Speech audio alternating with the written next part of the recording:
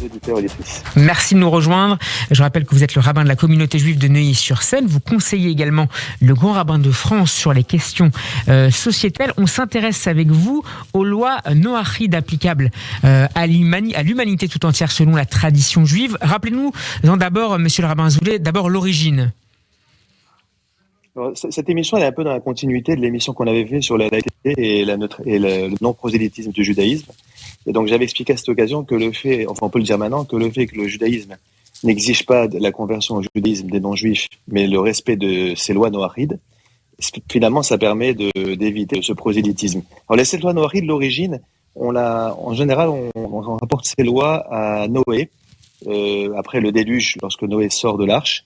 Dieu aurait conclu une alliance entre les descendants de Noé, Noach en hébreu, qui s'appelle les Bénéois, et ça désignerait en fait tous les non-juifs, et une alliance qui consiste en une sorte de code moral universel qui comporte, après moult débats dans le Talmud, au moins 7 normes, 7 lois. Alors je préciserai d'ailleurs que c'est un peu faux en réalité, au niveau de cette origine. La vraie origine n'est pas... Parce que c'est pas dans Noach en réalité, le Talmud déduit les lois de Noé du verset où Dieu demande à l'être humain de ne pas consommer le fruit de l'arbre de la connaissance du bien et du mal. Et c'est sur ce verset qui est séquencé de différentes manières, et parce que en fait Adam et Ève n'étaient pas juifs, c'était tout simplement des êtres humains. Et c'est en fait à partir de ce verset que le Talmud déduit ce qu'on appelle les 7 lois de Noé. Quelle est la nature de ces lois, monsieur le rabbin ?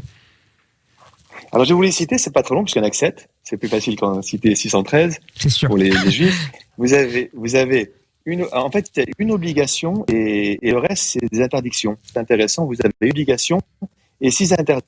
L'obligation, c'est le devoir d'établir un système judiciaire, c'est-à-dire que les pays doivent être laissés à l'anarchie, mais il faut qu'il y ait des lois et des tribunaux dans le pays, dans les différents pays du monde. Les interdictions, il y en a 6. Celle du blasphème, de l'idolâtrie. Donc, par exemple, croire en plusieurs dieux, ça serait interdit, il faut être monothéiste. L'interdiction de l'inceste et de l'adultère, l'interdiction du meurtre, l'interdiction du vol, donc la soustraction frauduleuse, comme on dit en droit, et la plus étrange, l'interdiction de consommer un membre arraché à un animal vivant, qui désignerait en fait toute forme de cruauté à l'égard des animaux. Voilà, ce sont ces 7 lois qu'on appelle les 7 lois noachides. Merci à vous, monsieur le rabbin Michael Azoulay. Je renvoie nos auditeurs à la lecture de votre dernier livre, Le Monde qui vient, Sagesse juive en temps d'incertitude, publié aux éditions Salvator. Bonne semaine à vous.